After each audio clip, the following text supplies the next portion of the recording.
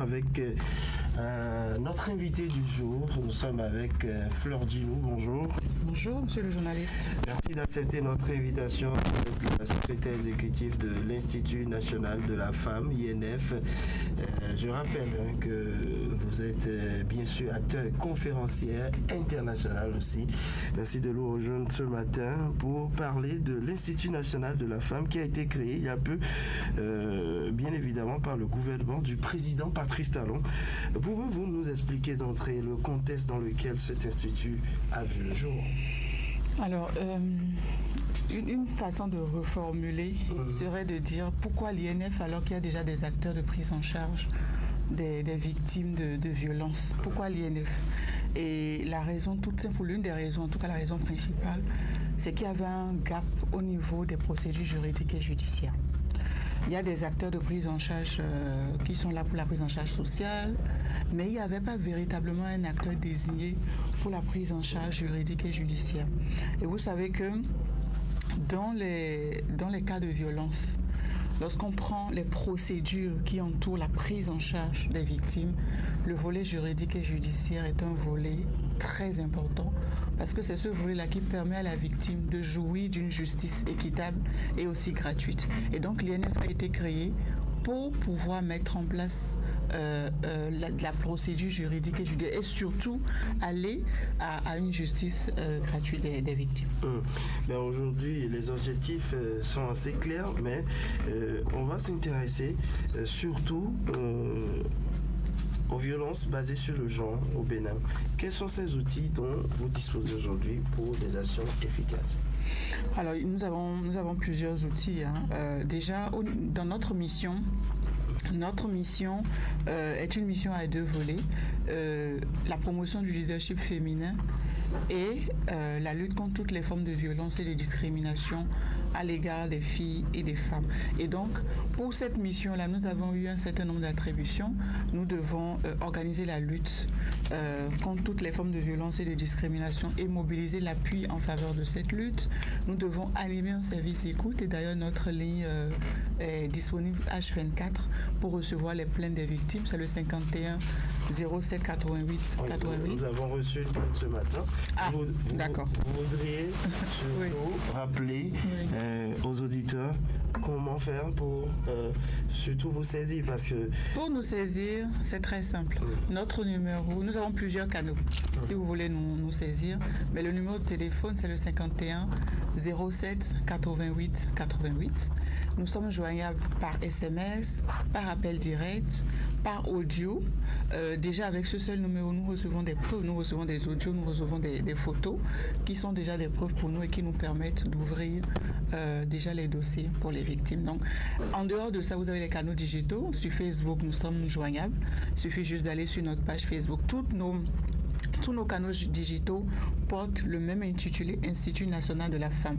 Sur Facebook, Instagram, LinkedIn, Twitter qui est devenu X. Pour le moment, pas encore de ligne verte. Voilà les différents éléments que vous pouvez utiliser pour nous joindre. Dites-nous, dans chaque département, vous avez des antennes et des points focaux aussi qui sont établis dans chaque commune, couvrant l'ensemble du pays. Quelles sont leurs responsabilités et comment travaillez-vous avec ces structures de base? Alors, les cahiers de charges varient en fonction du type de point focal que nous avons, parce que nous avons des points focaux au niveau communal qui seront logés dans les CPS. Nous avons des points focaux au niveau des écoles, des universités, des lycées. Nous en avons même au niveau des ministères. Donc, vraiment, les cahiers de charges varient, mais je prendrai juste les points focaux au niveau communal, donc ceux qui sont logés à l'intérieur des CPS. Le cahier de charges, entre autres, parce que c'est un cahier de charges bien dosé, entre autres, c'est accueillir la victime et son accompagnant, l'enregistrer, l'écouter sur la base d'un formulaire qui existe déjà, fournir à la victime toutes les informations, tous les renseignements nécessaires sur les services juridiques et judiciaires offerts par l'INF, ainsi ainsi que les options procédurales, parce que toutes les plaintes n'ont pas besoin d'aller au tribunal. Il y en a qui se gèrent sans aller au tribunal. Porter donc une assistance juridique et judiciaire aux victimes, recueillir leurs autres besoins. Est-ce que c'est des besoins en termes sanitaires? Est-ce que c'est des besoins aussi psychologiques? Est-ce que c'est plutôt dans le volet social? Le point focal au niveau communal aura la possibilité de recevoir ou de pouvoir recueillir ces autres plaintes-là. Assurer une bonne collaboration, aider surtout la victime à rédiger. Peut-être ce sont des actes juridiques, déjà l'aider à rédiger, de concert avec l'INF, l'aider à rédiger ces actes-là. Donc voilà un peu, entre autres. À court terme, Fleur Dino, quelles sont les ambitions de l'INF? Déjà à court terme, c'est finaliser ce que nous avons commencé, l'installation des points focaux et des antennes départementales.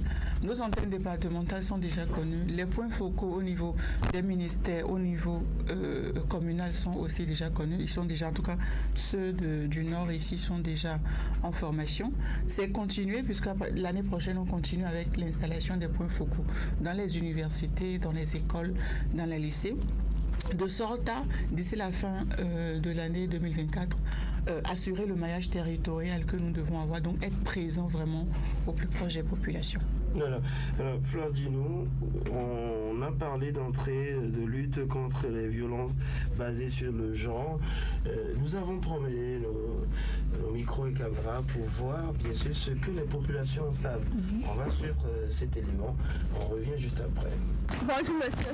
Bonjour madame. Que savez-vous du groupe de mots violence basée sur le genre? D'abord, quand on parle de violence basée sur le genre, comme vous l'avez dit, c'est un groupe de mots. Et quand on parle de violence, c'est en quelque sorte des troubles, des tortures à l'endroit d'une personne. Et quand on parle du genre, dans le genre, on a soit le féminin, soit le masculin. Maintenant, violence basée sur le genre, c'est l'ensemble des pratiques qui consistent à mal agir envers une personne ou bien à torturer ou en quelque sorte soit sur un homme, soit sur une femme. Donc c'est ce que je peux dire. Si je peux donner un exemple palpable, le fait de battre une femme est une violence basée sur la violence féminine, qui concerne la violence féminine. Aussi, il y a aussi des femmes qui battent leur mari, là aussi, ou bien des femmes qui battent des hommes, là aussi c'est une sorte de violence, ou bien la maltraitance dans son sens général. Donc, c'est ce que je peux dire sur la violence basée sur le genre. Faites une phrase avec le groupe de mots.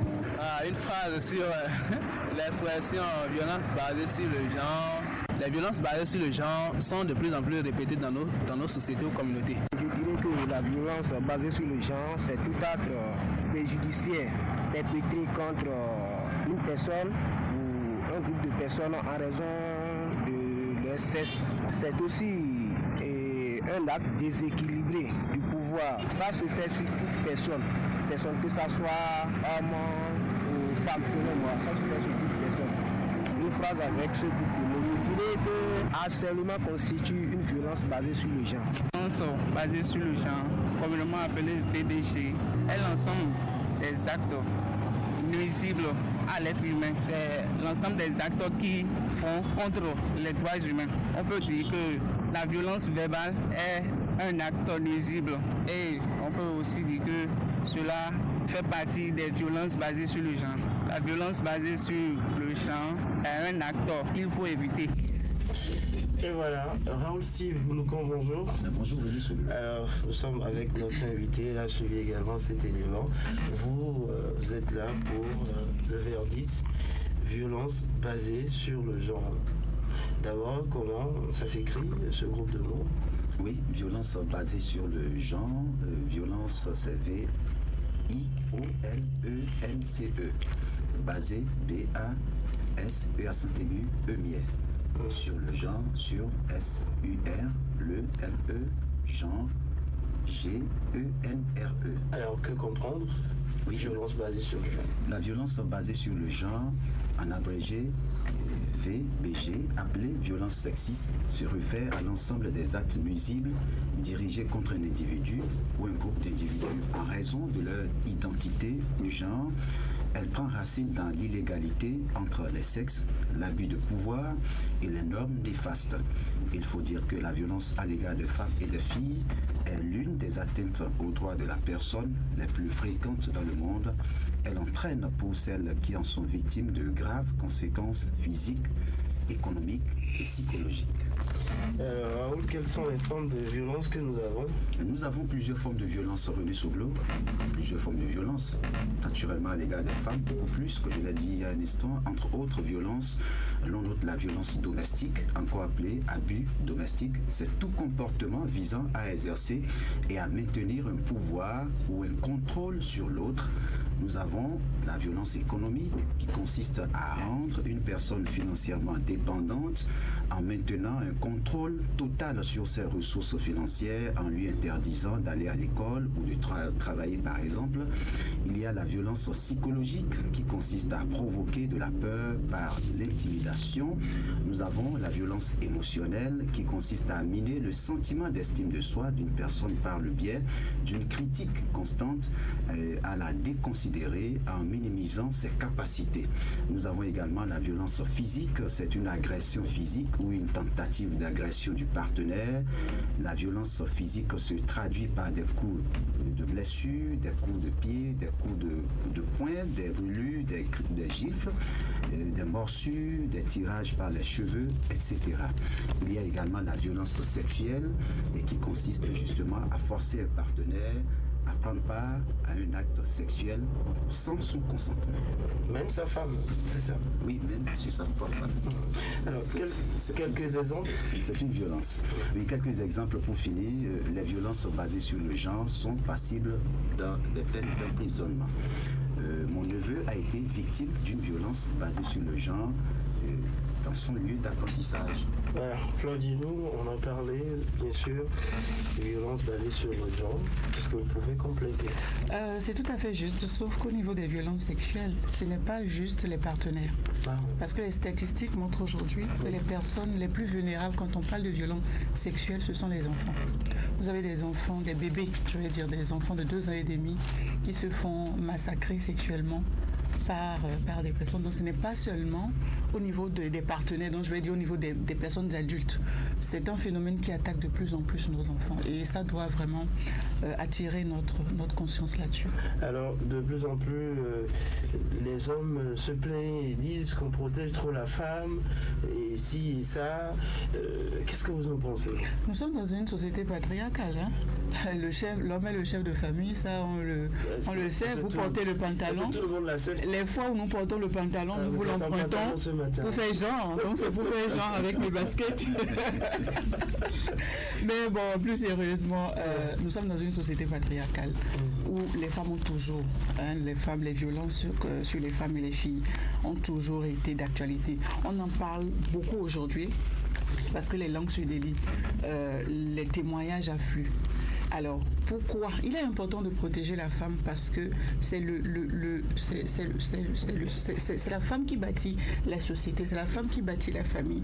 Et si nous voulons avoir une société robuste, une société forte, où les femmes ont leur mot à dire, nous devons les protéger. Et moi, je pense qu'il n'y a même pas encore assez de lois. C'est vrai que nous en avons suffisamment, mais je pense qu'on n'en a pas encore. Il faut aller plus. Il faut aller plus. Il faut travailler peut-être à les vulgariser aussi. Parce il faut travailler à la vulgariser. C'est ce que nous faisons, c'est ce que l'INF fait. Nous avons mandat aussi pour vulgariser les textes de loi parce qu'il y en a beaucoup. Je vous assure, il y a beaucoup de lois qui protègent la femme, qui protègent la société, je vais dire. Et il faut travailler, comme vous le dites, à le vulgariser. Je sors d'une mission sur le terrain avec les officiers de police judiciaire où c'est revenu qu'il faut vraiment éduquer la femme pour lui montrer qu'elle a des devoirs. D'accord. Et moi je dis, ça ce n'est pas à l'INF seul de le faire, nous devons tous le faire, tous et toutes le faire dans nos familles, puisque nous sommes papa, nous sommes maman, nous sommes tata, nous sommes tonton, donc nous devons déjà commencer cette éducation-là à la base. Alors pour finir, oui. Est-ce que vous ne rencontrez pas des difficultés dans la gestion des affaires parfois où la femme, malgré ses violences et tout, à un moment se dit, c'est quand même mon homme, il faut que j'abandonne? Je vais vous donner un exemple. Une dame, cas vrai, à peine 3 semaines que j'ai géré ce cas, la cinquantaine dépassée, qui a été correctement bastonnée par son époux. Bastonnée, elle était nue et le monsieur a ouvert le portail pour que les voisins puissent voir l'état dénudé de sa femme. Elle est venue, elle a porté plainte, nous avons enclenché le processus. Elle est revenue 2 semaines, me dit, madame, je ne veux pas poursuivre mon mari, hein, moi je voulais juste qu'on lui tire les oreilles. Je lui ai dit, ok madame, malheureusement l'INF ne vit pas avec vous H24 pour vous tirer les oreilles ou pour tirer les oreilles de votre époux. Du moment où c'est tombé dans les oreilles de l'INF, nous avons mandat juridique. Nous avons la possibilité, avec ou sans la victime, de continuer le processus, d'aller jusqu'au bout. Et donc, votre époux doit faire face à cet acte-là. Vous savez, ce qui tue souvent les femmes, ce n'est même pas les bastonnades sauvages. C'est qu'elle a vécu la bastonnade sauvage encore et encore et encore. Et son corps supporte. Mais ce qui va la tuer, c'est une petite paire de gifles. C'est un petit coup mal positionné qui va la tuer. Et ayant déjà vécu des cas de femmes qui sont venues me dire non et qui sont décédées, dès que j'entends des cas de violence extrême, parce que ça pour moi c'est un cas de violence extrême, je mets en branle le mandat juridique et je vais jusqu'à la fin. Alors donc quand l'INF attend, c'est fini? Oui. Il vaut mieux, voilà. Allez, merci à vous, Flore Dino. Merci. Je rappelle que vous êtes secrétaire exécutif de l'INF. Avec vous, on s'intéressait à vos missions et tout ce que vous pouvez apporter aujourd'hui pour l'émancipation de la femme. La petite pause, on retrouve la page santé. Merci.